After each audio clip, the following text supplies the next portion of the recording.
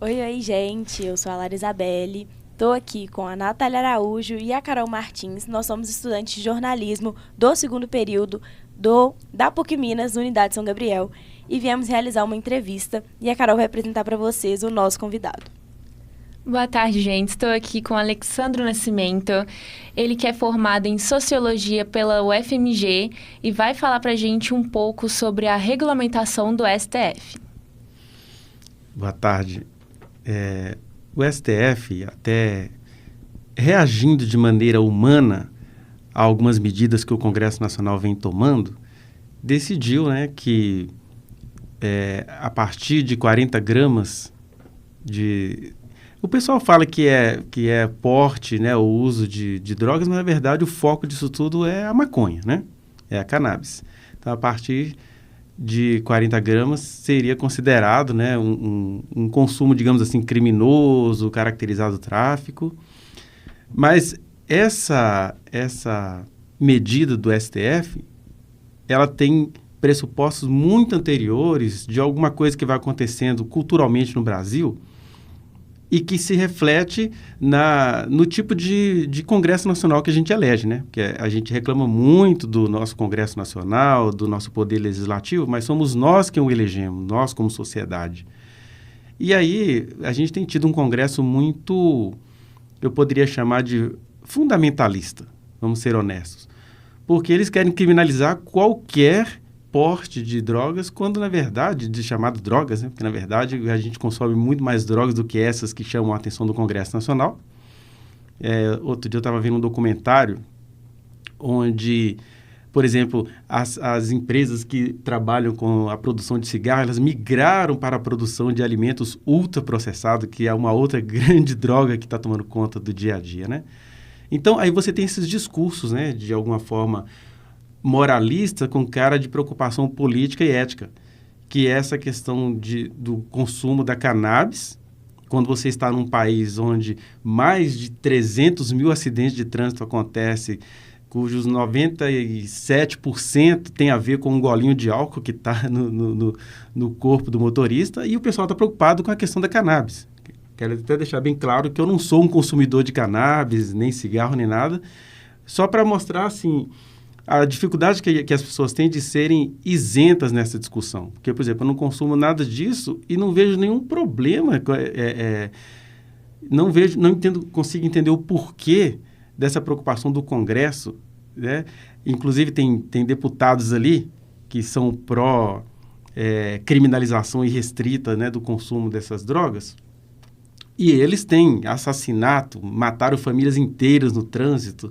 Então, esses deputados todos fazendo isso, e aí o STF tendo de fazer a lei, tendo de zelar pela lei, e vendo as questões dos direitos humanos, eles colocaram isso, Quer dizer, eu não sei se eu estou respondendo a questão, mas é porque me vem um monte de informações aqui que eu acharia interessante colocar, mas a gente vai dizendo isso no decorrer. E sim, essa fixação também desse valor de 40 gramas foi até mesmo para facilitar em questões de abordagens policiais, porque antes dessa regulamentação não tinha um valor fixo, não tinha como o policial, ele ali fazer a abordagem da forma que ele via que poderia ser mais sucinta para fazer aquela apreensão. Às vezes, a gente, até nesse trabalho, desenvolveu bastante perguntas sobre isso, como que eram feitas as abordagens anteriormente, as questões de mudanças. Então, esse valor é mais também para facilitar um pouco a mais nessa abordagem, para diferenciar mesmo um traficante de um usuário. Mas até nisso, me permita. Claro. Até nessa questão de diferenciar, e de um lado você consegue entender a boa intenção do Supremo Tribunal Federal, de outro lado a gente não está fora de uma vida em sociedade. Por exemplo, isso dá algum parâmetro ao policial que vai abordar, mas todos nós aqui sabemos que na operacionalidade do dia a dia, o que acontece, eu sou professor de ensino médio, eu vejo isso. Semana passada mesmo, um aluno estava me falando, professor, todos os dias eu sou abordado na rua, próxima à escola. E ele tem traços nitidamente africanos, E ele fala, às vezes, meus colegas que têm a pele mais clara do que a minha, eles saem. Eu, todos os dias, sou abordado e o policial fala assim, ó, sinto muito se você está dentro do nosso script aqui. Então, ele é abordado sem estar nem com 0 grama de droga, né? E aí a gente não pode esquecer dessa questão que é sociológica no Brasil, né? A gente tem exemplos, assim, pitorescos, digamos assim. Você tem um caso de uma figura política no país. Na fazenda dele foi encontrado quase meia tonelada de pasta base. Nem processado esse cara foi. E nós temos uma juventude, preferencialmente preta e pobre, que é presa todos os dias e às vezes não tá com 0 grama no bolso, né? Então, de um lado o Supremo coloca esses critérios e de outro lado a realidade brasileira está para além disso, porque os jovens que estão sendo abordados no dia a dia, eles não têm consciência dessas leis, né? E para você, com essa fixação, você acha que isso diminuiria nas abordagens? Porque o policial tem ali uma regulamentação estabelecida, então não teria motivos para ele fazer uma abordagem assim como era feita anteriormente, sendo que tem esse valor estabelecido. Ou você acha que mesmo assim, essas pessoas que têm essas características, como o caso que você citou, que realmente, segundo pesquisas, é o que realmente mais acontece, né? A gente vê bastante pessoas negras, mais vulneráveis, questões de estar, às vezes, em lugares periféricos, que são mais abordadas, diferentemente de locais que são classe média alta, por exemplo. Uma abordagem assim seria, com certeza, bem diferente. E nós temos 2 coisas aí. Primeiro que nos rincões bem abastecidos economicamente desse país, todo mundo sabe que tipo de droga que aquela turma consome. E eles não são abordados, jamais serão. Agora, a juventude preta e pobre, vou dar esse nome, juventude preta e pobre, né? Ela é abordada independentemente disso. Então, de um lado, eu acho que a gente precisa reconhecer a preocupação do Supremo Tribunal Federal, porque eles chegam a citar isso, né? O ministro Luiz Roberto Barroso chega a citar isso, que está acontecendo a criminalização da juventude preta. Ele não usa exatamente essas expressões, mas ele menciona esse fenômeno que é constante no país. Então, vai mudar no sentido de que os jovens poderão cobrar isso às autoridades quando eles cobram, né? Porque não é só em relação às drogas, mas, por exemplo, violência doméstica. A gente vê isso, assim, no ensino médio, é uma enxurrada de violência doméstica e as pessoas não notificam as autoridades. Então, você tem violência doméstica, você tem violações constantes dos direitos da criança e do adolescente.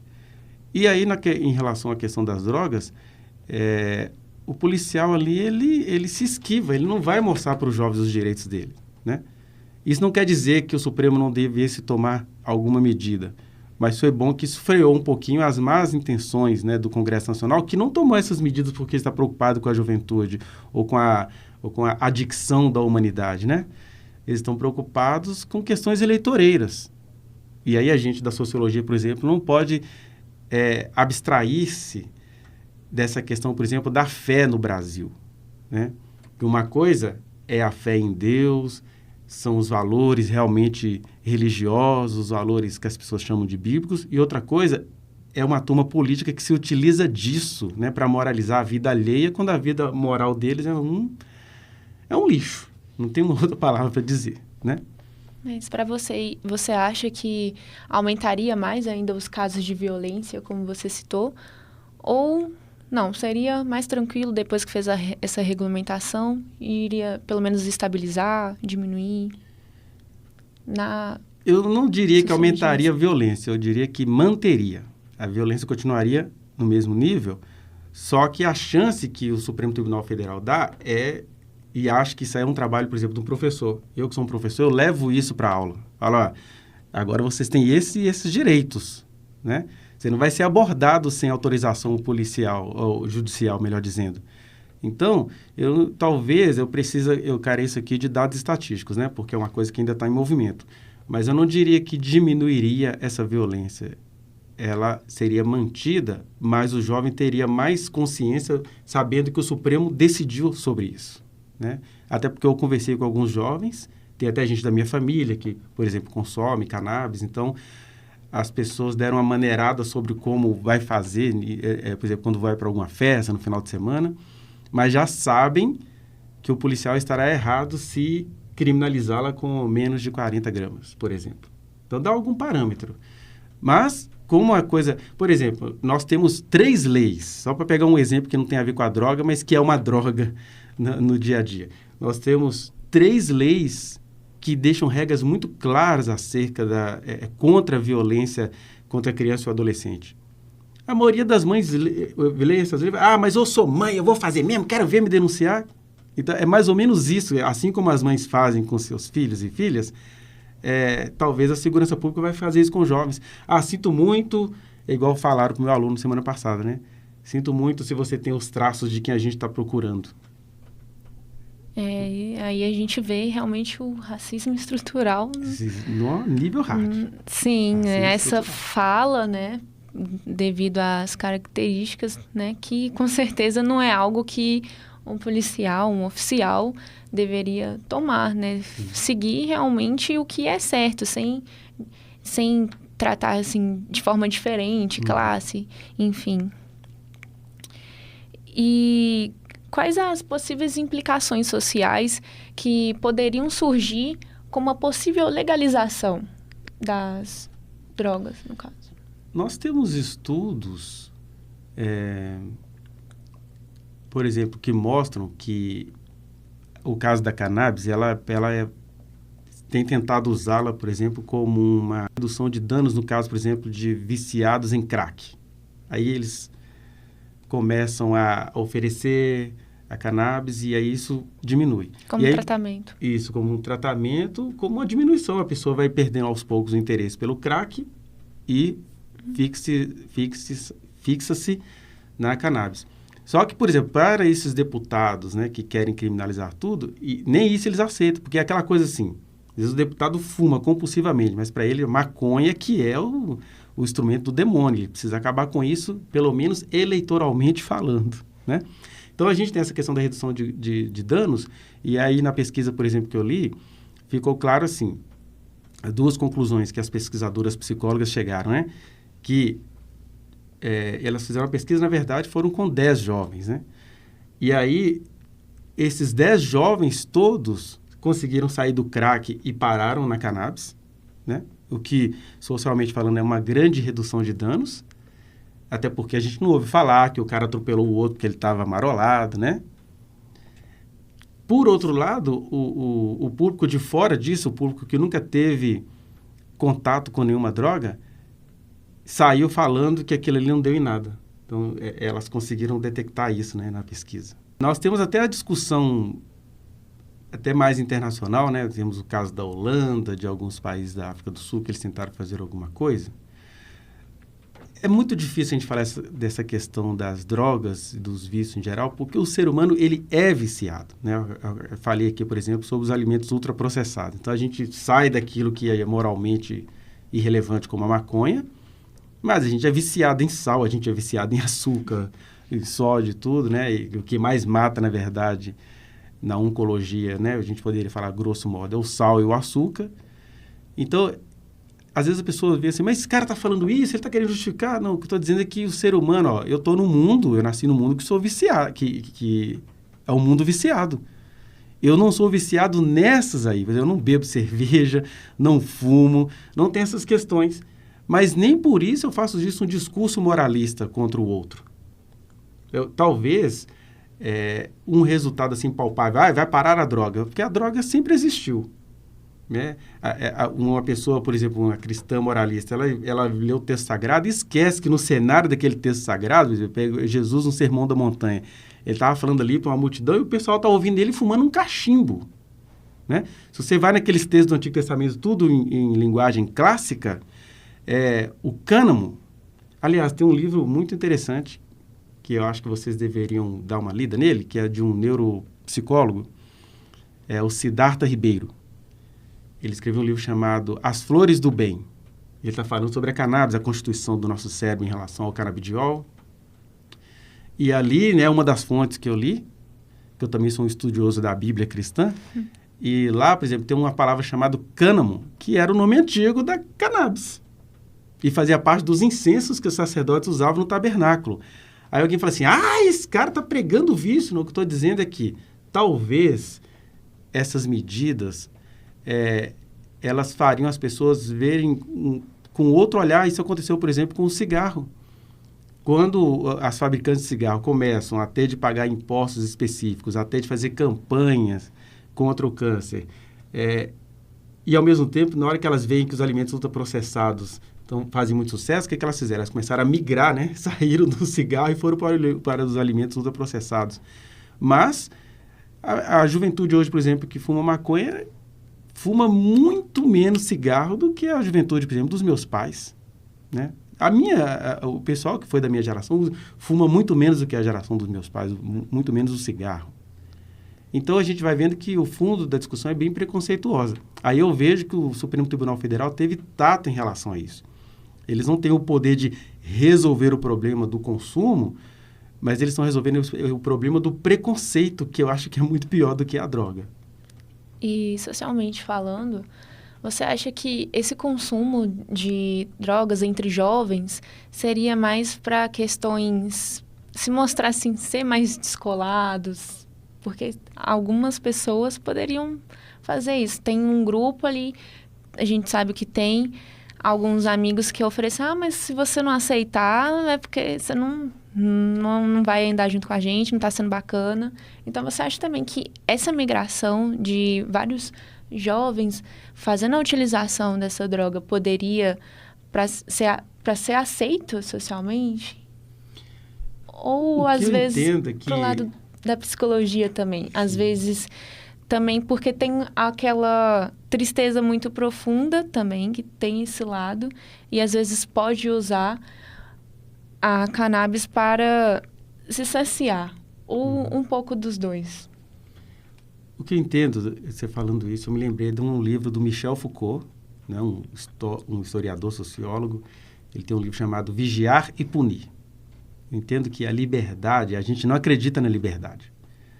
Mas quando o jovem ele é criado na liberdade de informação, na liberdade de ter palestra, na liberdade de ser abordado dentro dos parâmetros da lei, né? Porque liberdade é isso, liberdade é você andar conforme aquilo que as leis te permitem, né? De acordo com Jean-Jacques Rousseau e companhia. A liberdade, ela de fato traz libertação. A juventude, ou melhor, a adolescência, do ponto de vista psicológico, ela é uma série de releituras de questões inconscientes nossas, até mesmo os nossos amores, né? São fantasmas de alguém que, quando a gente era criança, a gente foi muito apaixonado por essa pessoa, a gente está procurando essa pessoa na adolescência. E como é que você vai tirar esse fantasma dessa pessoa proibida e amada que você teve na infância? A pessoa vai procurar algum tipo de tóxico, né? Tem até uma música antiga do Jota Quest que fala isso, né? Fim de semana livre, sair daqui, sair de mim. Porque o ser humano na juventude ele quer sair de si.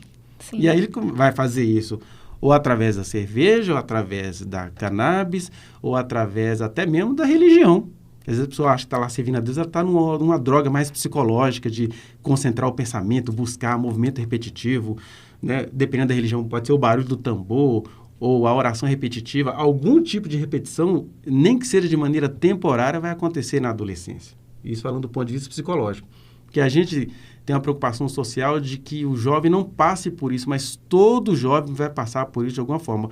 Pode não ser pela droga de maneira direta, mas todo adolescente, jovem, já se sentiu assim, meu Deus, eu não sei o que aconteceu comigo, eu pirei, né? Nem que seja assistindo séries durante 4 meses sem parar. Então, isso são auto-intoxicações que a gente se faz durante a adolescência. E aí a sociedade não tem muita paciência para entender o que é isso. E aí começa com esse discurso moralista de proibir, de falar que é ruim. Eu lembro que a diretora de uma das escolas onde eu trabalho, os meninos do terceiro ano fizeram uma pesquisa sobre essa questão, a diferença entre a cerveja, por exemplo, e a cannabis. Aí ela foi lá na sala, não, gente, vocês têm que entender que a cannabis é que mata. Que é isso, professor? A gente acabou de ver o noticiário aqui, o cara matou uma família inteira no trânsito por causa de cerveja. Aí, não, esqueçam isso. É a cannabis que mata. Aí a gente fica nesse discurso moralista e desesperador, e acho que é isso que faz o jovem, espera aí, se está todo mundo tão preocupado com isso, deve ter alguma coisa muito boa, ele vai descobrir mais por causa disso. Agora, alguns indivíduos, eles vão recorrer mesmo a algum tipo de tóxico, só que a diferença é que, eu estava dizendo, né, a liberdade, ela é libertadora. Se ele tiver a chance de falar sobre isso sem moralizações, ele não vai precisar esconder isso nem dele mesmo. Sim. E aí que ele vai encontrando o caminho da liberdade. Mas você também citou sobre a regulamentação em outros países. Sim. Quais outras regulamentações que você acharia que são eficazes, que poderiam ser implementadas aqui no nosso país, ou alguma outra regulamentação, lei, que poderia ser utilizada no nosso país para poder melhorar esse lado, tanto socialmente, psicologicamente? Uhum. Então, eu não sou um especialista nessa sociologia comparada, né, de que aconteceu em outros países, mas daqueles que eu vim lendo, né, enquanto professor de sociologia, eu sei de algumas experiências. Por exemplo, tem uma situação na África do Sul, onde eles não foram bem-sucedidos, porque lá a questão da droga estava associada à questão da proliferação ou disseminação do HIV, né? Então, é uma luta muito específica, que eu não sei se seria o caso do Brasil. Nós temos o caso clássico, por que não dizer, da Holanda, que foi o primeiro país que encarou o problema, né, do consumo de drogas. Só que lá aconteceu o quê com o tempo, da década de 70 para cá? É que o consumo de drogas esteve diretamente ligado também à legalização da prostituição. Então, muita gente ia procurar as prostitutas por meio das drogas, as prostitutas se mantinham na prostituição por meio das drogas. Então, eu vejo que o que aconteceu lá é um outro contexto também. Essas coisas todas acontecem no Brasil, de certa forma, mas elas ainda são muito individualizadas. Aqui no Brasil, que fica muito claro, e a gente precisa elaborar, então, qual seria a nossa luta, o que fica claro no Brasil é, primeiro, a adicção, né, o consumo, principalmente da cannabis, está ligado, primeiramente, à pobreza. Segundo, quem está no poder está muito comprometido com a produção e a comercialização desses produtos, né? Tanto é que, por que os deputados estão brigando por questões de 40 gramas? Porque na mente deles, os negócios deles vão ficar intocados. Eles não querem que haja uma regulamentação, porque vai atrapalhar muitos negócios escusos que existem. E aí alguém vai, você tem que provar o que você está falando. Eu vou provar. O cara que faz a lei é exatamente ele que está na ilegalidade, né? Nós temos fatos assim, barulhentos, como o caso que aconteceu em Minas Gerais, de um helicóptero ser encontrado com quase meia tonelada de pasta base de cocaína, né? E não aconteceu nada com esse cara, mas vai acontecer com um adolescente que tiver com 40 gramas de maconha. Sim. Então, mesmo a gente tendo exemplos, são exemplos que não estão histórica e nem sociologicamente descolados. Entendeu? O problema da Holanda é que o consumo de droga ficou acoplado à prostituição. Talvez isso ensine o Brasil a não pensar que, por exemplo, a legalização indiscriminada da prostituição seria um avanço. Me parece que não seria o caso do Brasil, como não foi o da Holanda, né? Então, a gente teria de elaborar propostas próprias. Mas existe alguma? Eu não conheço, não. Eu acho que o último debate que a gente teve no Brasil foi em relação às instituições religiosas pegarem essa luta das drogas para si e que virou uma outra coisa horrível, né? Mas aí seria um outro departamento, fugiria muito aqui das questões, mas... Que nem o caso também da Alemanha, que lá é legalizado para automutilação. Ela lá também não é 100% legalizada, só nesse caso mesmo da automutilação. Uhum. E não sei se para você isso seria algo adequado também. No caso, tem mais uma vez voltado para a psicologia. E isso de ir assim, de retirar, né? Isso de se libertar, de tirar o que está dentro de ruim das pessoas. Então, nesse caso, você acha que aqui no Brasil funcionaria também, se fosse liberado para automutilação? Mas o que seria essa automutilação na Alemanha? Eles se automutilam em que, assim, concretamente falando? Com o uso da droga mesmo lá. Na lei, quando a pessoa sofre, mas esse lado mais psicológico mesmo, depressivo, quando é comprovado, é legalizado. É mais como forma de tratamento mesmo. Então, não sei se... Então, seria mais, assim, uma busca de alívio do Isso. que de uma autoagressão, né? Isso. Porque a gente ouve aqui no Brasil, por exemplo, as famílias ficam muito assustadas. Eu vi que minha filha está se cortando, mas do ponto de vista psicológico, os psicólogos, eles nem se assustam com isso. Até porque você vai vendo no próprio desenho que é uma coisa ritualizada. Alguém fala assim, mas esse cara está falando isso, ele vai dar chance para os outros se cortarem. Não é isso. As pessoas não são tão malucas assim como a gente pensa. A gente, de alguma forma, a gente vive se automutilando. O que é o cafezinho, senão você está queimando a sua língua o dia inteiro? Né? Tem um prazer envolvido ali, você inclusive o câncer, né, de língua em relação ao cafezinho é algo frequente, né? O que é o chupar balas, senão você está acabando com o seu pâncreas? Só que você não está vendo, você está se mutilando. E aí, na adolescência, ela tem um período, isso não acontece a vida inteira, aí a pessoa está lá, se sentindo sozinha, ela vai talhando, né? Vai fazendo aqueles cortezinhos bem rítmicos. E existem casos que podem até virar óbito, são raríssimos. A maioria, você fala assim, não, é para eu sentir alívio, ainda tem o princípio do prazer aí. Né? Que é o mesmo alívio que eu sinto no cafezinho, o mesmo alívio que a pessoa sente em conversar bastante na hora do intervalo.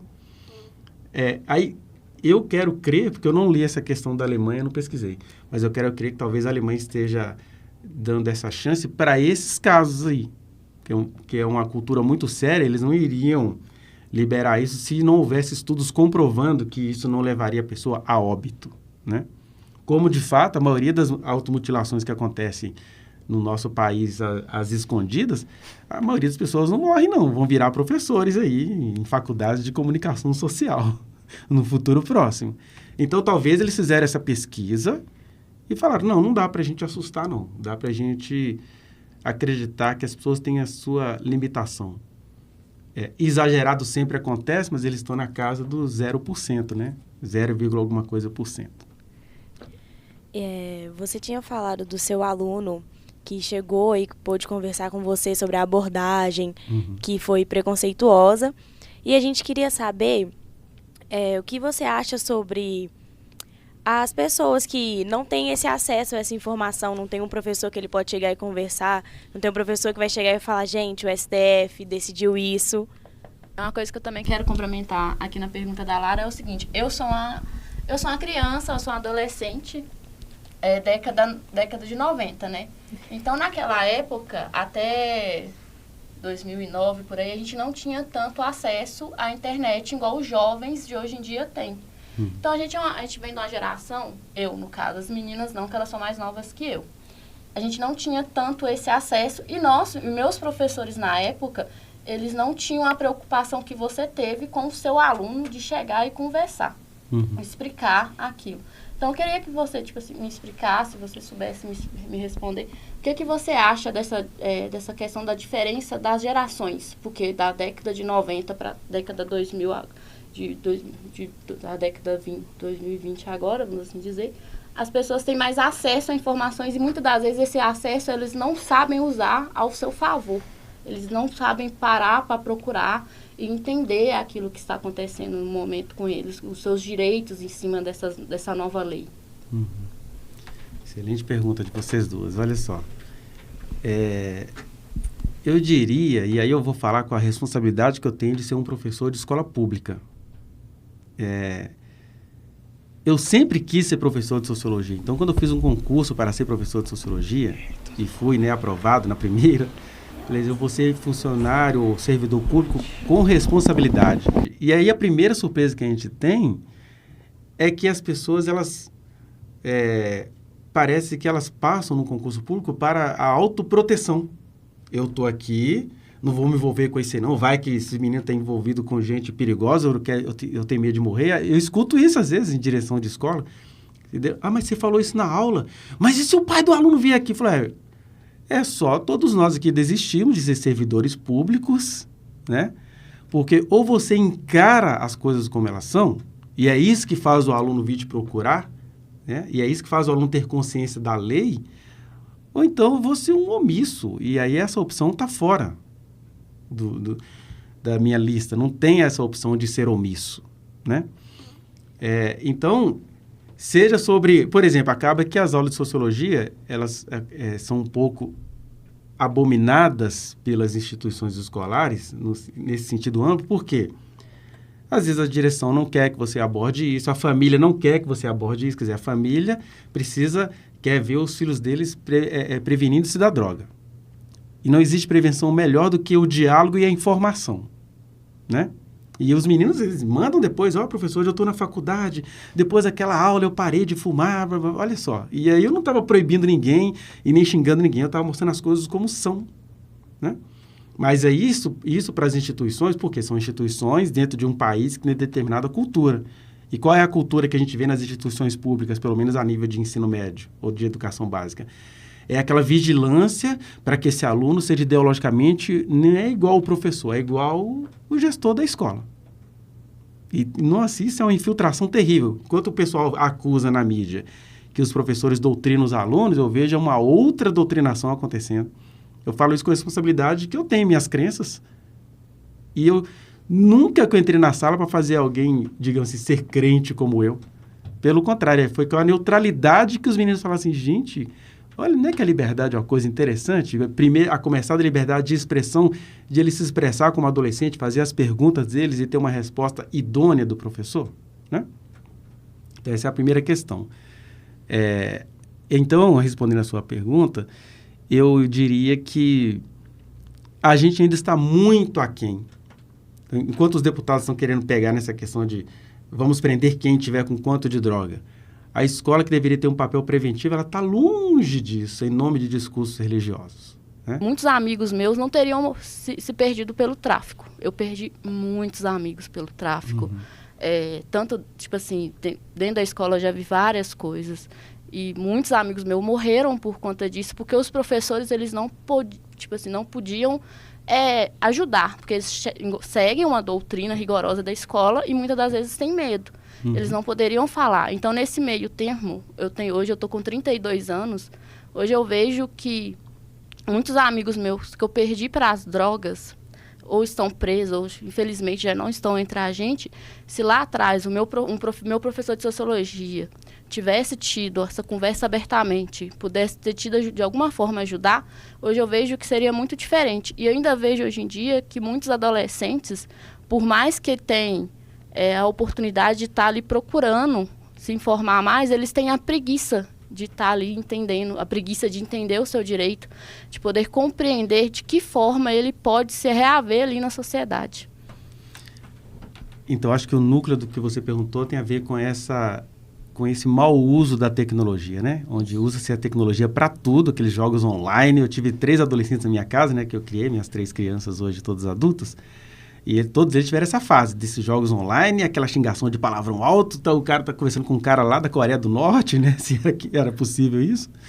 Mas, e ao mesmo tempo, na hora de usar o celular de maneira cerimoniosa para fazer um trabalho acadêmico, não sabem e nem querem saber.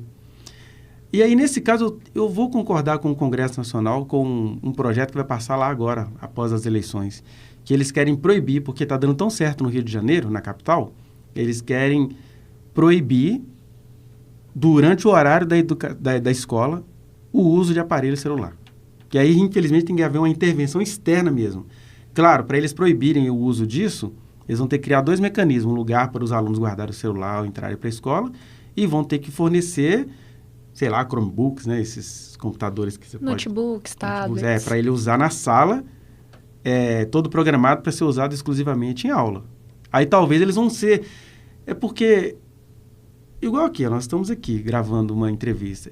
Existe coercitividade aqui, não sei se vocês se lembram disso lá do Durkheim, do fato social, né? O que nos faz estar aqui? Existe uma pressão.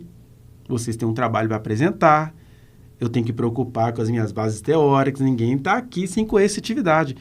Aí a escola pública, ou por que não dizer o poder público, quer que o aluno aprenda só se ele quiser, como ele quer. Quer que tem, deixa-me usar o celular. Não, ele tem de ter coercitividade no processo de ensino-aprendizagem. Não tem que ter punitivismo, mas coercitividade tem que ter, que é o rigor, que é a lei, né? E aí, se os deputados aprovarem isso, vocês vão ver o avanço. Eles não vão ter saída, eles vão ter de aprender a usar as aparelhagens eletrônicas no sentido educativo do termo, né? Querendo ou não, traz um grande déficit de atenção dos alunos. Traz, que tá tudo ali, focado, né? No dedo, a pornografia tá ali, você passou por lá, tem um monte de coisas. E aí isso atinge crianças, né? Aliás, eu ouço muito depoimento de adolescentes do ensino médio falando, olha, professor, eu descobri a pornografia, eu tinha 6 anos de idade. E é dentro disso que você apontou na sua questão. Mas aí a intervenção é externa. Tem que ter uma proibição, nem que seja temporária, até todo mundo se acostumar a usar o celular de maneira realmente produtiva. Para o lado psicológico, como a legalização de certas substâncias pode afetar o acesso ao tratamento para a dependência, caso uma possível legalização? Caso esse consumo que poderia estar aumentando com essa fixação? Essa é uma pergunta complexa, porque essa pergunta a resposta é tão particular quanto cada indivíduo, né? Eu me lembro que quando eu estava lá na faculdade de psicologia, a gente viu um caso de um psiquiatra estadunidense que ele abriu tipo um bar. Ele dava com gente viciada em droga muito pesada. Só que, por exemplo, ele não conseguiu, porque qual que era o tratamento dele? Era deixar as pessoas beberem livremente, a terapia seria no meio da bebida, da droga de adicção, eles iam conversando, iam compartilhando coisas. Só que, assim, o moralismo da sociedade não tem paciência com esse tipo de método. Ele já propôs o projeto sendo abortado. Ficou todo mundo assustado com aquilo, mas ele tinha conseguido mostrar alguns resultados, que é aquela questão da liberdade. Olha, na medida que eu vou para um lugar, consumir o que eu quero consumir, e vou refletindo sobre isso, que é mais ou menos aquilo que eu, como psicólogo, por exemplo, lido com a pessoa viciada em pornografia. Que a gente vem assim, meu Deus, ele está vendo isso, tal. Vamos conversar com aquilo que você está vendo? Então, você está vendo a pornografia, você vai trazer para mim na próxima sessão o que você viu, nós vamos conversar sobre isso. Aí eles levam para a sessão as coisas mais bizarras que eles viram, e eu tenho de ter a isenção de escutar tudo e ajudá-lo a entender o que tem de errado ali. Por que você gosta disso? Ou, às vezes, ajudá-lo a entender que tem uma potencialidade naquele vício. Por que você gosta de ver pornografia só com pessoas fazendo assim, assim, assado? E aí você começa a ajudar a pessoa a ver. Aí a pessoa começa a falar assim, engraçado. Já faz 3 semanas que eu não quero mais acessar site. Outro dia eu vi uma imagem pornográfica, eu me senti tão animal que eu não quis mais ver. Mas para a pessoa descobrir o caminho da libertação, eu tive que caminhar com ela dentro do lixão existencial dela, né? Esse seria mais ou menos um método para a gente lidar com a pessoa. Por que isso aparentemente não parece funcionar? Por exemplo, vamos pegar a Cracolândia aí, né, que é o grande conglomerado de insucessos da luta contra as drogas. Porque ali você tem o poder paralelo, que precisa daquelas pessoas viciadas ali. Você tem o poder legítimo, que está mancomunado com aquele poder paralelo. E aí você tem as disputas ideológicas e religiosas. E aí a coisa não vai para lugar nenhum. Mas se o poder público, sei lá, fizesse um projeto assim, durante 3 anos nós vamos contratar uma pessoa para cada uma daquelas, mas é muita gente, mas todo mundo paga imposto, que contrate quem tiver de ser contratado, para ir morar ali com aquelas pessoas, dar assistência para aquelas pessoas, ter proteção policial contra o poder paralelo. Aí a gente ia vislumbrar um modelo de luta contra as drogas eficaz, né? Mas essa que é a questão, a gente tem uma casta que ganha muito dinheiro, e essa casta não está disposta a contratar pessoas durante um período para fazer isso, né? Mesmo que seja para chegar lá na frente e falar assim, ixi, não deu certo, mas alguma coisa deu certo. E nessa alguma coisa que a gente vai descobrir os rumos desse sucesso. Atualmente você tem clínica também, ou... Sim. Sim, que você eu falando costumo sobre brincar. atender. O pessoal fala assim, que tem muita gente que faz o serviço público de bico. Aí eu falo que eu fiz o contrário, que eu fiz uma escolha bem inconsciente. É porque quando eu ainda estava fazendo psicologia na UFMG, eu fui percebendo o que era ser psicólogo no Brasil, né? Psicólogo, por exemplo, eu já perdi pacientes para mensagem de R$240 via WhatsApp. Aí, eu já perdi pacientes para Ho'oponopono, que é tipo uma oração meio religiosa que a pessoa faz. E aí a pessoa paga caro por aquilo, mas ela não quer pagar uma sessão cientificamente embasada. Então, quando eu era estudante, eu fui descobrindo que ser psicólogo no Brasil era muito difícil, porque o Brasil prefere recorrer até mesmo à droga adicção do que assim enxergar dentro de um consultório de psicologia. Aí eu falei, então eu vou juntar o útil ao agradável. Eu vou fazer duas coisas que eu amo. Aí eu priorizei o concurso, eu não quis fazer concurso para ser psicólogo, porque quando eu entrei para a educação, eu sabia que eu iria enfrentar alguma coisa. Não estou dizendo que é assim com todo mundo, não, tá, gente? É a minha história pessoal intransferível, digamos assim. Mas eu fiz com essa consciência. Falar, na educação eu vou peitar tudo. E eu encaro todo dia. E os alunos sabem disso.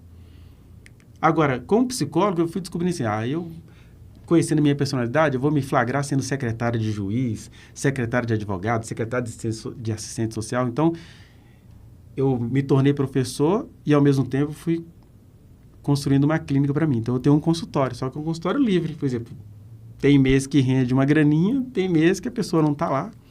E aí eu tenho esse descanso de ser o professor de sociologia, que é uma coisa que eu faço porque eu amo. Se for precisar...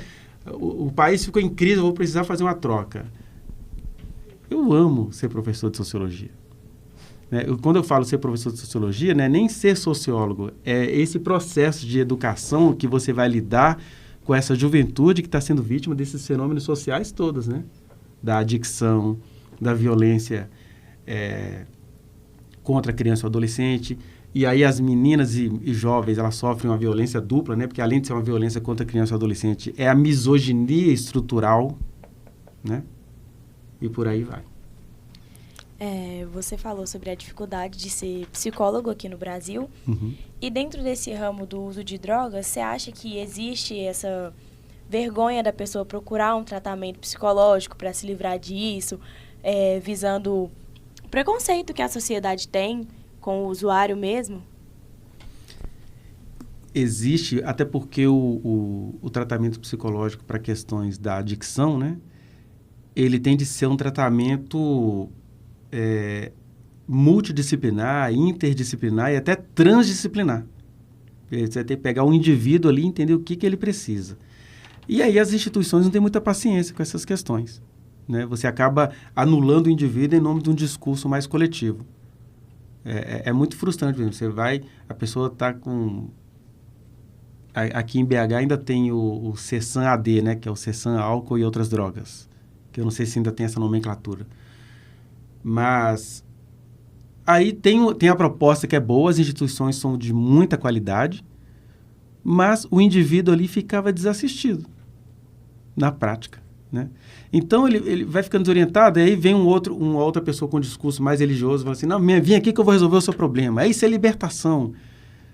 E tem coisas que não é que não é libertação, que a gente não acredita em Deus, é que Deus são seres humanos e tem coisas que, assim como o câncer vai ser curado só com uma boa técnica oncológica, certos vícios, certas situações vão ser curados com boas técnicas psicoterapêuticas e muito interdisciplinares. Né? Mas também sobre isso, uma pessoa ciente dessa regulamentação, uma pessoa que acompanha leis, no caso, e fica sabendo dessa regulamentação, dessa fixação, para você acha que ela seria mais tranquila em utilizar, caso ela seja usuária pela rua, assim? Porque sabemos que o policial ele não pode apreender essa pessoa, porque se ela estiver seguindo, né, a regulamentação, não tem motivos. E sabemos também que se ela for pega mais de uma vez também dentro desse valor, em diferentes ocasiões, ela, mesmo assim, respeitando a regulamentação, não pode ser pega. Para você acha que aumentaria mais esse lado para ela se sentir mais segura? Olha, isso me parece assim, que são cuidados paliativos, mas são cuidados paliativos para empurrar a pessoa para o desastre, que é uma grande hipocrisia social isso aí. Eu entendo e acolho. As pessoas não gostam muito, porque as pessoas são muito mal informadas até mesmo sobre a atuação do Supremo Tribunal Federal, mas eu vejo que eles estão tentando fazer o que é possível dentro dessa coisa que é impossível, dessa cultura brasileira, que o brasileiro, além dele estar precisando, falam brasileiro como cultura, né? No sentido sociológico do termo. Além dele estar viciado como população, o brasileiro é viciado em autoritarismo. O brasileiro gosta de se sentir culpado pelo que faz. Quando a gente fala que gosta, não é que ele tem prazer, é que ele não sabe ter uma vida fora disso. Tanto é que o militar que aborda o meu aluno preto é um policial preto, né? Então, ele está ali dentro desse racismo estrutural, cumprindo, né, de maneira macabra esse racismo estrutural. Então, para ser bem sincero, desculpe chocar qualquer pessoa aí, mas nesse sentido, e olha que eu falo isso com muita isenção, preocupado aqui com as almas que ficam mais preocupadas com a questão do moralismo, né? Mas eu falo isso com muita tranquilidade, porque eu não consumo droga. E não essas que preocupam as pessoas, eu consumo droga, sei lá, tempero, né? Chips, chicletes. E aí o que acontece? Uma boa solução, embora a sociedade brasileira não acredite nisso, seria mesmo a descriminalização. Que iria acontecer mais ou menos o que aconteceu com o cigarro. Claro que o ser humano macabro não vai parar nunca, eles vão mudar de ramo. Mas essa preocupação que a sociedade tem com a maconha ia parar, porque a liberdade de se sentir seguro para consumir algo de qualidade, eu brinco com os meninos, gente, essa maconha que vocês estão consumindo aí, isso aí tem fezes de vaca, resto de aborto, tem um monte de coisa misturada. Aí vocês ficam viciados nisso. Agora, se houvesse a descriminalização, né, as drogarias iriam ser obrigadas a prestar relatórios, né? Vai continuar havendo poder paralelo? Vai, mas com muito menos intensidade. E os deputados moralistas sabem disso. Que é o moralismo semelhante à questão da descriminalização do aborto, né? Que as pessoas dizem, quer que todo mundo aborte, né? Que aí existem discussões no Brasil que elas em si mesmas são drogas, né? A gente tem que ser realista. Mas o que acontece por trás da descriminalização do aborto, sem querer sair muito do assunto aqui, só para comparar os estilos da luta, né? É que os médicos brasileiros sabem, primeiro tem uma misoginia estrutural, sabe-se que eu não quero saber de segurança para essas mulheres. Engravidou porque quis. Aí a gestação já é usada como punição pela sexualidade feminina, que é o famoso, deu gostoso, agora quer tirar? E não é isso, né? A maioria das gestações não são feitas assim de maneira tão gostosas. A gente que atende consultório sabe disso. Mas aí a mulher tem que ser criminalizada porque ela exerceu a sexualidade dela. E eu falo isso como quem tem a responsabilidade de ter tido 2 filhas adolescentes e falar, eu não vou deixar isso acontecer com as minhas filhas. Então, hoje são adultas, então eu posso falar isso com muita tranquilidade, de não puni-las pelo exercício da sexualidade delas. Mas, culturalmente falando, o Brasil não suporta nem a mulher, muito menos a sexualidade feminina. E aí,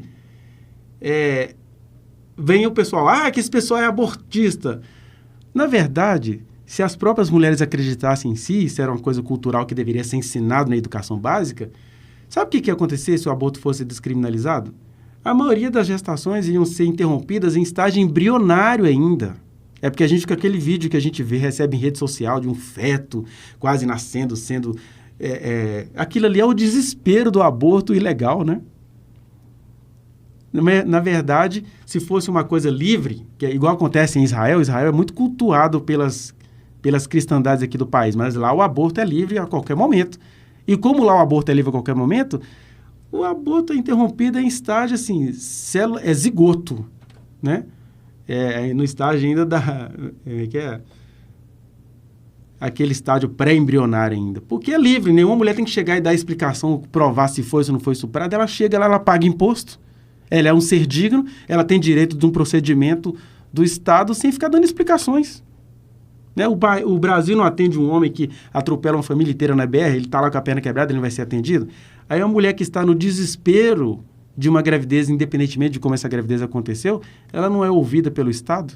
Quer dizer, é uma ditadura às avessas, né? Tá, o que isso tem a ver com a questão da nossa entrevista aqui, que é a questão das drogas, né?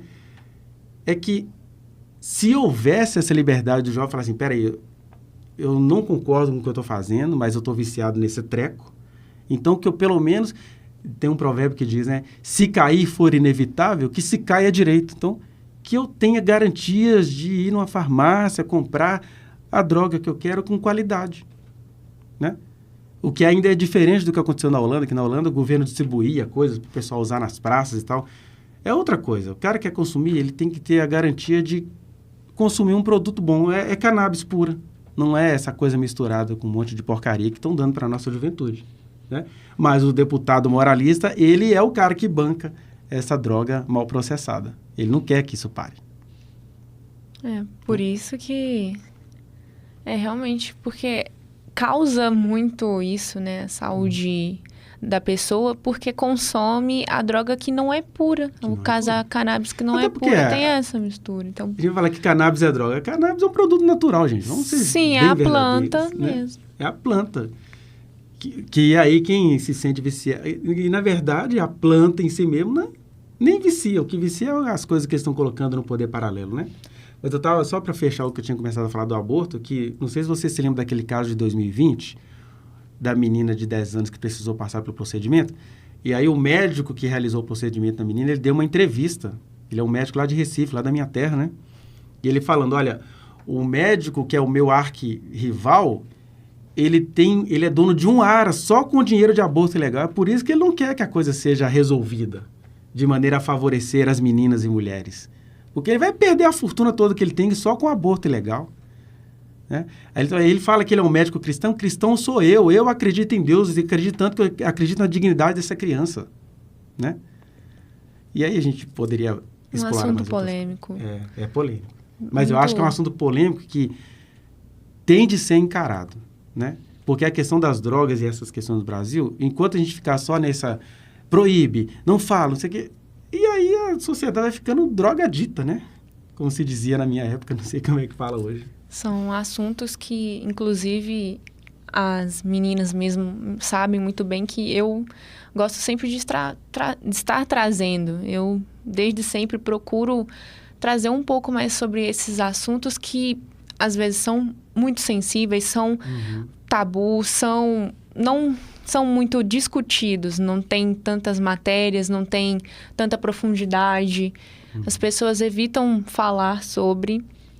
E, inclusive, tem até alguns outros projetos que a gente também estava desenvolvendo sobre esses assuntos que, de fato, merecem uma atenção, sim. As pessoas devem, sim, ser informadas sobre todos esses assuntos, porque é um conhecimento a mais, uma forma, uma opinião própria também que para todo mundo estar elaborando. E sim, deveria ser muito discutido todos esses assuntos. Questão de opinião própria, questão de legalização de drogas, no caso como estamos falando aqui, aborto, essas coisas todas. Porque, por mais que é um tabu, é sim uma coisa que deveria ser discutida. E acaba que não é assuntos tão discutidos hoje em dia, porque justamente as pessoas têm medo de trazer esse assunto à tona. Tem medo do julgamento que vai vir depois. Como tem medo, igual você colocou, e a sua fala foi negócio quando as pessoas elas não querem que se legalize, porque o dinheiro que elas vão perder ali, quando for legalizado, é um dinheiro muito grande, é um dinheiro muito alto. Então, enquanto tudo continuar na ilegalidade, para eles está tudo bem, está tudo ótimo. Só que é a hora que surgem as bancadas, né? Como vimos das últimas eleições para cá, né? As bancadas evangélicas que estão aí aterrorizando, colocando pressões e mudando a cabeça das pessoas, porque, não pode aquilo, porque, você vai queimar no inferno se você fizer isso.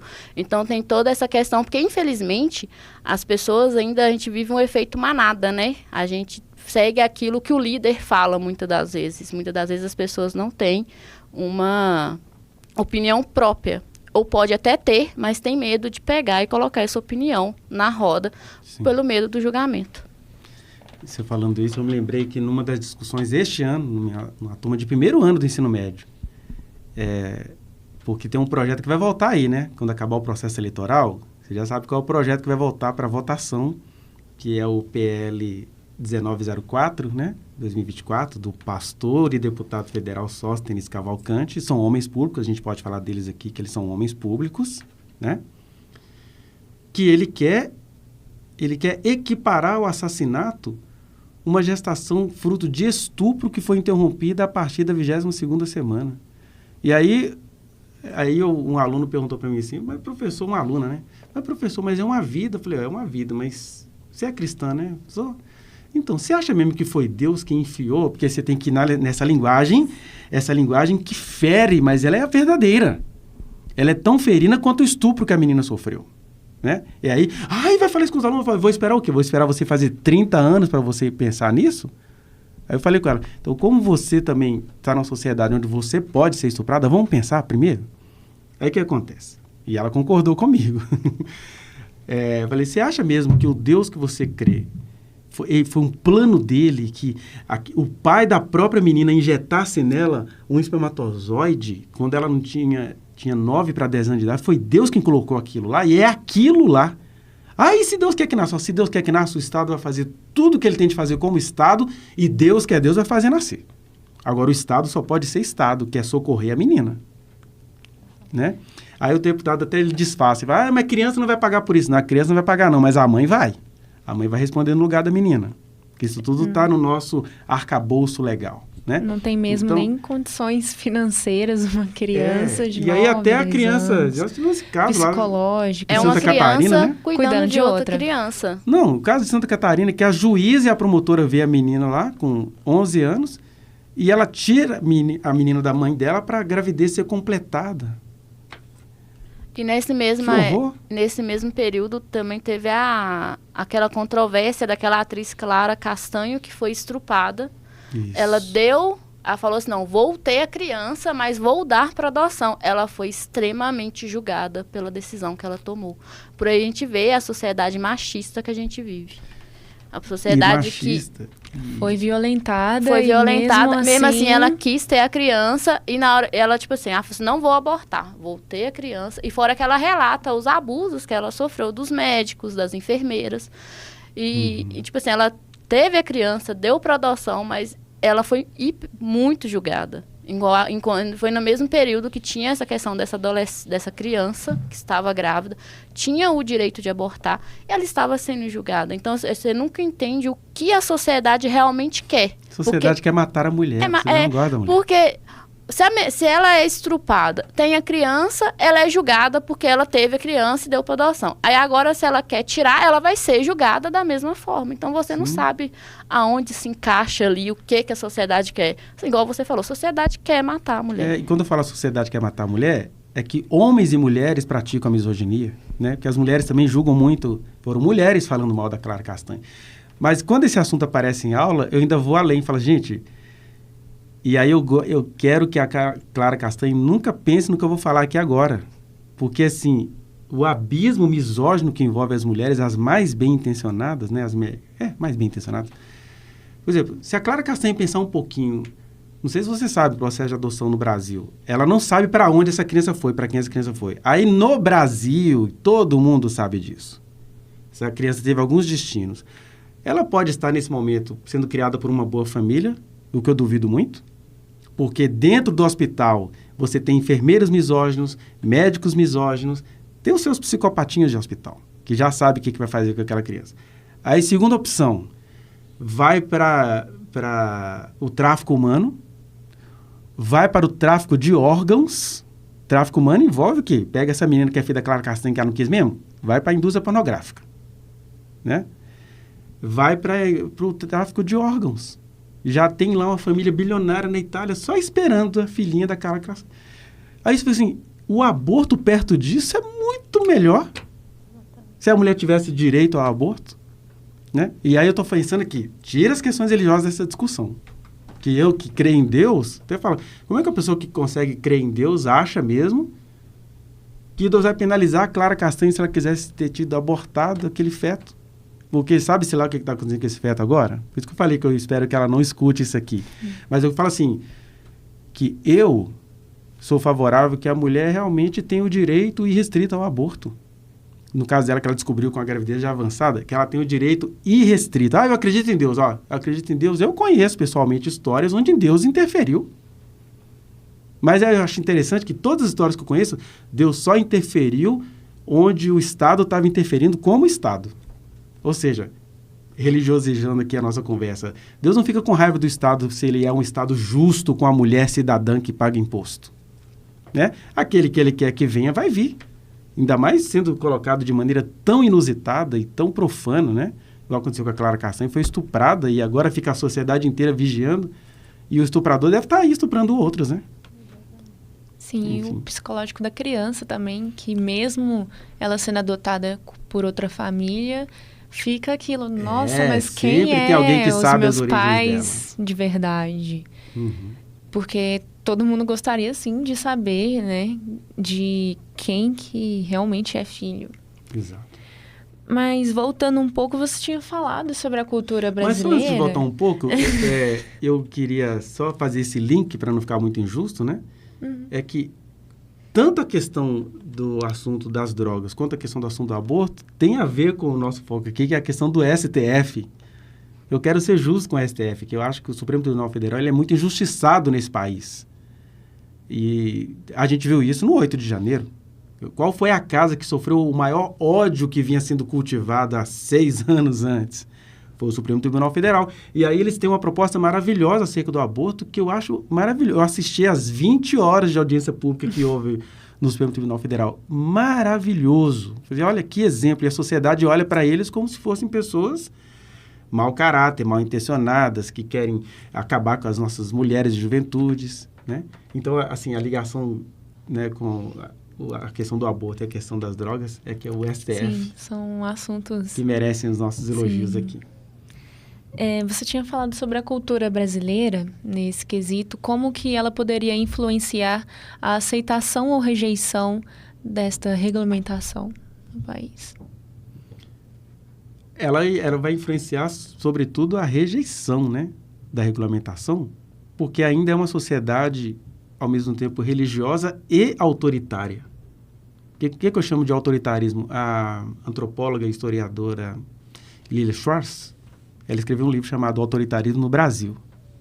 Deve ser material de consulta aí de muitos cursos de humanas, né? E ela vai mostrando como que a nossa cultura tem aquele prazer não apenas em se sentir podado, a gente acha que nós somos um povo mal intencionado, então tudo que a gente quer de liberdade é para fazer coisa errada, então tem que ter alguém mesmo em cima de nós. Tanto é que está se querendo instalar num país aí, que apareceu nessas eleições? É um negócio chamado teocracia. O que é teocracia? Teocracia é a população, por meio do voto, instalando uma ditadura de religiosos, né? Então, o efeito, né, seria mais no sentido de atrapalhar a luta pela libertação das drogas, porque vem esse discurso. E você tem casos assim, né? Tem uma casa de... uma fundação lá na Bahia, onde o pastor lá, deputado, pastor Sargento Isidório. É engraçado o nome. Deputado federal, pastor Sargento Isidório. E aí você tem vídeos gravados dele falando assim, o cara tá lá na luta contra as drogas, mas ele se descobre homoafetivo. Aí o pastor tira uma peixeira aqui, ó, para a sua homossexualidade a cura tá aqui, ó. Quer dizer, o que você pode esperar de um deputado que faz isso? Que prevenção as drogas vai ter em relação a isso? Né? Realmente. Assim, fica parecendo até que assim, não tem esperança, né? Talvez eu teria que passar mais esperança aqui. Mas no meio disso tudo que eu estou dizendo é que a esperança é a liberdade. A esperança é a juventude se apropriar da sua juventude intelectualizada, com conhecimento de causa, conhecer a lei, ouvir o que, é que o Supremo está querendo dizer, para descobrir que o Supremo está sendo mais justo do que o outro poder, e falar, não, nós vamos lutar por isso. Aí começaria um outro movimento.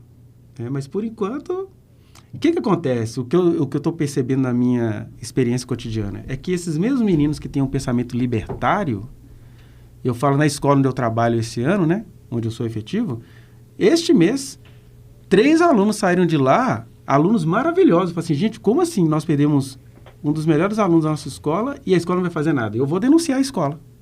Né? Já estou no processo todo, vou denunciar. Por quê? O aluno, ele é inteligente, é um ser humano maravilhoso, mas é espancado pelo pai e pela mãe pela inteligência que ele tem. Tá vendo? Um absurdo mesmo. E aí, tiraram ele da escola por causa da inteligência que ele tem. E aí, a escola, ao invés de notificar isso ao conselho tutelar, não vou mexer com isso não. Não, vai mexer com isso sim, porque tem leis que diz que se eu presencio a violência em um adolescente e não comunico, eu vou passar por 1 ano e meio a 6 anos de prisão, que eu sou cúmplice. Mas a maioria das escolas calam a boca e como não tem ninguém para falar, vai ficando assim. E aí esse jovem vai o quê? Vai se envolver com droga. E muitos jovens trazem também no ambiente escolar várias formas, demonstrações que está sofrendo alguma coisa dentro de casa, seja até mesmo comportamento. Algumas vezes alguns alunos que são muito desenvolvidos, né, muito participativos, quando do nada começam a agir de forma diferente, de forma violenta, de forma difusa. E isso também é uma coisa que os professores também devem ficar muito atentos, né? Que eu lembro mesmo que eu, por ser uma pessoa muito feliz, muito alegre, quando eu ficava mais triste, eu lembro que, sim, os meus professores já chegavam, tá tudo bem? O que tá acontecendo? E é muito importante ter essa atenção do aluno com o professor e falando sobre isso. Qual é o papel da educação e da informação para que desempenham na regulamentação da saúde pública? Olha, o papel deveria ser o de conscientizar, o de mostrar as leis, o de pegar esses alunos mais libertários, vamos fazer uma roda de conversa com esses meninos, vamos ver o que eles têm a dizer? Esse deveria ser o papel, mas não tem sido. Como o que nas acontece? Suas aulas você pratica essas rodas? Eu pratico e sempre tem um BO. Mas por que você falou isso na aula? Eu falei assim, aí eu respondo, mas qual foi o crime que eu cometi? Mas fica uma coisa muito tensa entre colegas de trabalho, porque dos professores ou pais? Todos dos professores. Nem professores, mas gestores. Os professores ficam na fofoquinha ali, né? Ah, ele falou isso e tal, porque aí rola uma fofoca. Mas, na verdade, fica uma coisa tensa entre o pessoal, as autoridades, porque fica aquela preocupação assim, não, nós precisamos passar para o Estado que nessa escola não tem conflito, mas é uma escola que não tem conflito, é uma escola hipócrita. Porque onde tem ser humano, tem conflito. E aí a gente precisa manusear esse conflito de forma a gerar crescimento e não opção, né? Então é isso. A responsabilidade, o papel deveria ser o de conscientizar, o de mostrar as leis, o de dar liberdade de expressão para aprender, não liberdade de expressão para cometer crimes. Por exemplo, nós temos alunos que eu poderia dizer assim, politicamente mais à direita, que eles querem falar das besteiras. Aí, para eles, é dada a liberdade de expressão. Qual que é a liberdade de expressão? Professor, você não vai falar desse assunto aqui na sala. A liberdade de expressão é isso, é o professor não poder dar aula porque tem um aluno mais fundamentalista que não quer que ele fale sobre determinado assunto. Já ocorreu isso? Já ocorreu isso. É isso, de 2018 para cá. Assunto e o aluno ali não quis, reclamou. aí vai lá e faz uma fofoca. Olha, teve um caso esse ano, na Semana da Mulher, nós recebemos um memorando do Estado que a gente deveria abordar durante todo o mês de março a questão da violência contra a mulher. Olha pra você ver o nível de coisa. Aí os meninos percebem quem é quem, qual que é o jogo político de quem e tal. E aí, numa dessas aulas, numa turma, entrou a questão lá porque foi no dia que estourou a notícia do Robinho, que o Neymar, acho que, não sei se chegou a pagar, não sei quantos euros para poder livrar o amigo da prisão, que é a coisa toda. E aí, como tinha Neymar, Robinho e Daniel Alves no assunto, os meninos foram ficando irritados. Os meninos não. 4 de 36 alunos ficaram irritados. Aí qual foi a saída deles? Já sabendo que eu sou um professor libertário, que eu não vou economizar nada no assunto que foi trazido na sala. Inclusive, eu lembro que quando a aula acabou, veio igual uma avalanche, assim, aquelas meninas. Professor, pelo amor de Deus, que aula maravilhosa. Eu fiquei todo feliz. Só que quando eu fui trocar de uma turma para outra, aí a supervisora, professor, chega aqui. O que aconteceu, né? Estava boa demais para ser verdade. Não, que tem um aluno falando aí que você chamou o aluno de marginal. Eu falei, assim, já sei o que é e o que foi. E aí, assim, a escola já se apega nessa acusação. E aí eu expliquei para eles lá o que tinha acontecido, né? Que eu não chamei ninguém de marginal. É porque foi uma frase que alguém falou assim, não, professor, o Neymar não vai falar mal do Neymar, não. Eu falei com ele, marginal. Eu apontei para a mesa dele, né? Só que o colega do lado entendeu que eu estava chamando o aluno de marginal. Ainda bem que isso já tinha acontecido numa sala no dia anterior. Aí eu até chamei o aluno lá, diretor, e falei, quando eu apontei para sua mesa falando na marginal, o que você entendeu? Não, eu entendi que você estava falando que o Neymar era marginal. Né? Mas aí, assim, aí eu até falei com as diretoras, engraçado, né? Coloca isso na ata, que o professor está pasmo, por quê? Toda uma aula muito bem trabalhada não foi levada em consideração, mas apenas a fofoca do aluno que não queria que falasse mal do ídolo futebolístico dele. E aí o aluno vai... E aí esses meninos, por exemplo, não vou falar que eles vão se envolver com drogas por causa disso, mas ele viu a desfaçatez da direção, no caso. Assim, a mulher ficou a meu favor, até falei... Aí, como ela estava me repreendendo na frente do menino, eu também falei com ela, muito bonito isso que a senhora está fazendo, porque zero solidariedade a todas as alunas ali que aprenderam a como se livrar de um estupro ou como fazer chegar às instâncias superiores uma situação de estupro, né? Aí eu tive que dizer isso para ela na frente do aluno, porque eu estou assim, já que aqui é de desmoralização geral, eu vou lutar aqui por isso que você está me perguntando, né? Qual seria o papel da escola? O papel da escola é não ter medo de problematizar. Não é deixar todo mundo em pânico. Tanto é que eu sei que não ficou em pânico, que as meninas vieram agradecer pela aula. Eu não sabia, porque eu falei também da criminalização da sexualidade feminina, como um argumento que o cara usa por estupro, né? E os meninos falaram um monte de coisas lá que eles precisaram falar e eu respondi uma por uma. Foi uma aula muito legal. Mas teve 2 alunos que estavam com raiva da questão dos ídolos dele. Não tem problema, o aluno faz isso, o aluno apronta. O chato é quando a direção da escola não quer que os alunos tenham um conhecimento libertador, né? Eles até chamam isso pejorativamente de método Paulo Freire. Eu falo pejorativamente porque o método Paulo Freire em si é maravilhoso, que ele é isso. Eu estava falando sobre estupro e dei aula sobre um tanto de questão teórica da sociologia ali, né? Sim, sempre acontece mesmo essas discrepâncias dentro de salas de aula, né? Sim. 36 alunos numa sala. Eu falo assim, gente, quando eu saio da minha sala, eu penso assim, seus filhos assistiriam às suas aulas? Então eu dou uma aula que eu gostaria que os meus filhos assistissem. Aí eu falo, é a responsabilidade que eu tenho com os alunos. Mesmo que um outro aluno, né? Agora, se eu ficar com medo de quem vai trazer problema, então que eu deixe de ser professor, então. Esse é o papel da escola, é usar no processo educacional. Entendi. Bom, e finalizando aqui, quais outras coisas que você gostaria de falar que não acrescentou, mas que gostaria de estar acrescentando aqui para a nossa entrevista sobre toda essa temática que estamos discutindo? Olha, eu vou falar num sentido mais amplo, assim, das ciências sociais, né? Que é as nossas relações de trabalho, que é a sociologia, as nossas relações culturais, que é a antropologia, e as nossas relações de poder, que é a ciência política. Eu diria o seguinte, aqui nós temos pessoas em ciências humanas e sociais aplicadas, né? Que é um curso de jornalismo. Isso. Então, a gente precisa, tanto em relação à questão das drogas, quanto em relação a todas as questões sociais, a gente tem de ousar mesmo. Eu acompanho muito de perto, por exemplo, um caso, né? Que é o caso Henri. Eu conheço o outro lado do caso Henri, por exemplo. Nós temos uma mulher que vai ser condenada. Ela é vista como a mãe assassina que vendeu o filho por vislumbrar vantagem financeira. E a mulher é completamente inocente. Estou dizendo isso porque eu acompanho isso, não é de perto, não é por dentro, né? Mas aí, falando com estudantes de comunicação social, né, ou de uma de suas especificidades, que a gente esteja atento a esses fenômenos sociais, do racismo estrutural, da misoginia, principalmente. Eu acho que os dois grandes fenômenos sociais aí que estão em todas as práticas sociais é o racismo e a misoginia, até porque em algumas situações a misoginia antecede ao racismo. Você pega um dado sociológico atual. É verdade que existe o encarceramento em massa, gratuito e criminoso das juventudes pretas. Isso é uma verdade. Por outro lado, uma verdade incontestável é que o homem preto também violenta a mulher.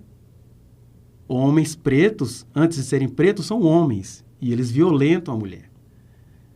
Então, essas duas estruturas aí, elas andam de maneira concomitante, mas ainda temos a misoginia nisso tudo. E aí eu vejo, por exemplo, no chamado caso Henri, que uma jornalista, por exemplo, descobriu agora coisas comprometedoras acerca do pai do menino. Ela descobriu assim, espontaneamente. Mas o silêncio que a mídia faz acerca disso é ensurdecedor. Então, assim, por quê? Porque tem uma mulher sendo acusada e as nossas estruturas inconscientes e misóginas vão fazer de tudo para que isso fique assim, né? É igual aconteceu lá naquela operação Vaza Jato, né? Onde o hacker lá descobriu, ele estava procurando uma coisa, descobriu outra, mas custaram admitir que tinha uma coisa muito errada ali. Então, tanto em relação a esses assuntos, né, que é a misoginia e o racismo, quanto em relação às drogas, que vocês sejam comunicadores sociais, seja jornalistas, radialistas e companhia, né, apresentadores, com essa consciência, com esse compromisso ético de dizer que a transformação social implica em a gente ter consciência dessa ramificação, dessa rizomatização, tanto da misoginia quanto do racismo, porque no final das contas, até esse tema da droga que a gente está estudando aqui, acerca do qual a gente está conversando, no fundo, é isso mesmo, né? É um preconceito estrutural contra as juventudes pretas, porque o problema de quem tem condições financeiras nesse país está resolvido. Para eles não faz o menor efeito se é 40 gramas, se é 400 gramas. Não vai dar nada para eles do mesmo jeito. E aí, alguém da comunicação social que tenha essa consciência pode se tornar, por exemplo, um exímio repórter policial que vai fazer um bem. Eu sei que isso tudo é muito complicado, eu sei que o que dá dinheiro é fofoca, é mentira, é difamação, é calúnia, mas a gente tem de ousar. Eu falo isso como um sociólogo e psicólogo pobre que sou. Não me arrependo nem um dia de ser quem sou, porque é isso. Eu me tornei cientista e pesquisador e atuante nessas duas áreas por amor. Isso um dia pode me dar algum lucro? Pode. Se não der, o lucro já é ter sido psicólogo e sociólogo. É isso. Muito obrigada, Alexandre. Obrigado a vocês. E, meninas, vocês têm mais alguma pergunta para acrescentar? Não, acho que a entrevista foi muito boa, abordou vários assuntos e traz um conhecimento maior para a gente, para o nosso trabalho que estamos realizando. Agradeço pela participação. Obrigado, gente. Eu que agradeço pelo privilégio de falar com vocês. Muito obrigada, Alexandre, pela participação. Obrigada para vocês também que nos acompanharam. Obrigada, Natália, Lara. Então, ficamos por aqui. Muito obrigada mesmo pela participação, viu, Alexandre?